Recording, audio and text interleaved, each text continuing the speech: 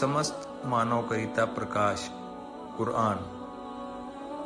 लोक हो, तुमच्या पालनकर्त्याकडून तुमच्याजवळ उज्ज्वल प्रमाण आले आहे आणि आम्ही तुमच्याकडे असा प्रकाश पाठविला आहे जो तुम्हाला स्पष्ट मार्गदर्शन करणारा आहे।